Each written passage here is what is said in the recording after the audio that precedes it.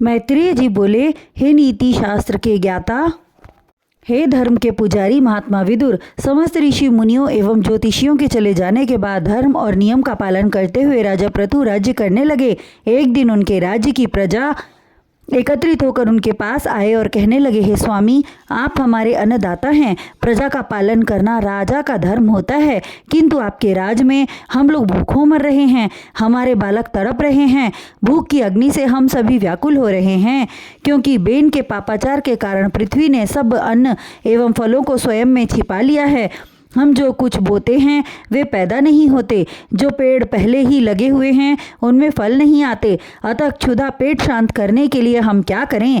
आप धर्मात्मा हैं, धर्म के पालक कहे जाते हैं, आप कोई ऐसा उपाय करें जिससे पहले की भांति पृथ्वी पर अन्न उपजने लगे और हम प्रजा लोग अपनी उदर पूर्ति कर सकें। प्रजा के मुख से इस प्रकार की दुख भरी वाणी सुनकर राजा पृथु का क्रोध चरम सीमा पर जा पहुंचा और पृथ्वी के ऊपर अत्यंत क्रोधित होकर अपने धनुष बाण को उठा लिया और पृथ्वी की दिशा में निशाना साधकर बोले, हे पृथ्वी, तुझे सभी जीव जंतु माँ कहते हैं, किंतु तूने हमारे राज्य की प्रजा को अन्न न देकर घोर अपराध किया है, अतः एक ही बाण में हम तुझे खंड खंड कर देंगे। राजा पृथु के क्रोध को देखकर गौ रूप धारण कर पृथ्वी उनके सन्मुख प्रकट हुई।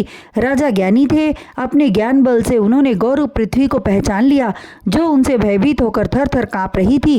फिर भी राजा पृथु ने क्रोध के कारण धर्म अधर्म का विचार न किया और बाण चला देने को तत्पर हुए। यह देखकर पृथ्वी वहां से भाग चली और भागती हुई सब लोकों में गई। राजा भी उसके पीछे पीछे रथ पर सवार होकर चल पड़े।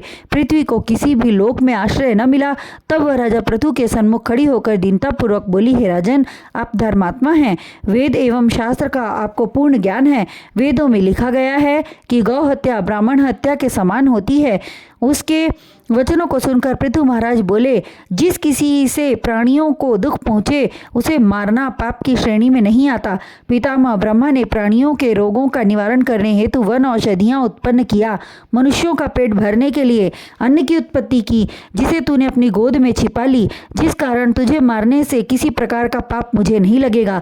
तब पृथ्वी बोली, हे राजन, मुझे मारने का मतलब है प्रलय, और प्रलय होने पर पानी ही पानी हो जाता है। उस अवस्था में तुम अपनी प्रजा को कहाँ रखोगे? पृथ्वी के वचन सुनकर पृथु महाराज कहने लगे, तुझे इसकी चिंता करने की आवश्यकता नहीं है।